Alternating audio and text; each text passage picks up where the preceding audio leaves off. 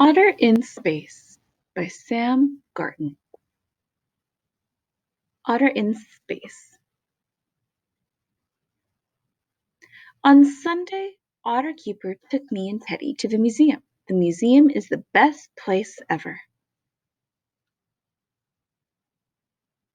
We saw a huge dinosaur skeleton and met Teddy's cousin. We also looked at old paintings made before crayons were invented. In a museum, even boring things become interesting if they are old enough. But our most favorite part was the special room all about outer space. There were lots of fun things to do and buttons to press.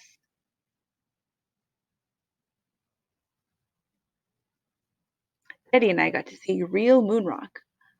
Otter Keeper said it came all the way from the moon, and the moon is a very far away. The video told us so. Our last stop in the museum was a very important one, the gift shop.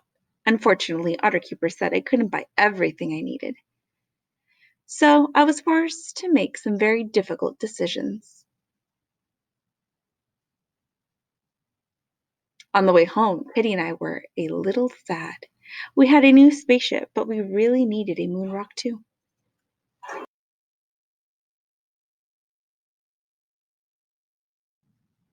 The next day, after Otterkeeper left for work, we were still sad. Playing in outer space was no fun without a spaceship. Teddy suggested going back to the museum to get a moon rock, but no one knew how to get there without Otterkeeper. Giraffe offered to drive, but I don't think he really knows how. I needed to think of a clever plan to get my moon rock. This took a long time. Then, suddenly, I had the best idea ever. Teddy and I would get our moon rock from the same place the museum did, the moon. We made a very important list of very important things. It was very important. But before getting started, we decided to have our lunch. Thinking of ideas and writing lists can make you hungry. Lunch is very important too. The first thing on the list was to build our spacesuits. You must not forget to bring a spacesuit if you're going to the moon. Unfortunately, our house has a lot of gravity, and this can make it hard to properly test a spacesuit. Teddy took his spacesuit off. He didn't seem to be taking space travel seriously, so I decided it was time to start his training. Problem solving wasn't his strong point, but he impressed everyone with his performance in the anti-gravity training.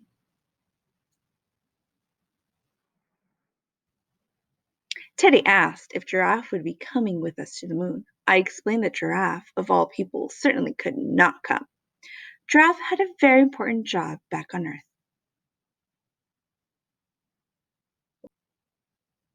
Now it was time to build our spaceship. This was very important, and I told everyone they had to help, but I still had to do most of the work myself.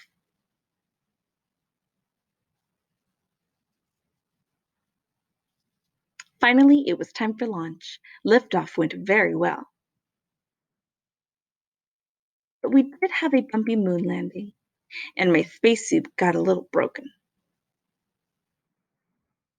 We didn't have long to find our moon rock, but luckily they were all hiding in the same place.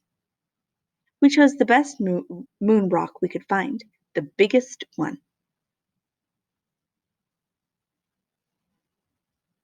It was hard to get back to Earth, but Teddy and I agreed it was worth it. The day got much better now that we had a moon rock to play with. And then Otter Keeper came home. He discovered he really doesn't like moon rocks.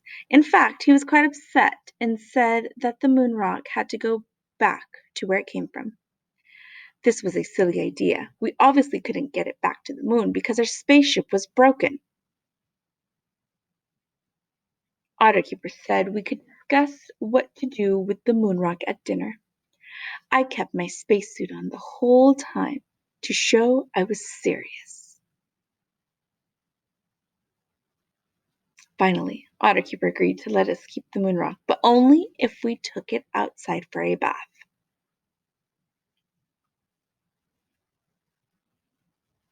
That evening, Otterkeeper added, "Do not dig up moon rocks" to our list of things not to do. But he didn't say anything about digging up other things. So tomorrow, Teddy and I have decided to go back to the moon to dig up a dinosaur.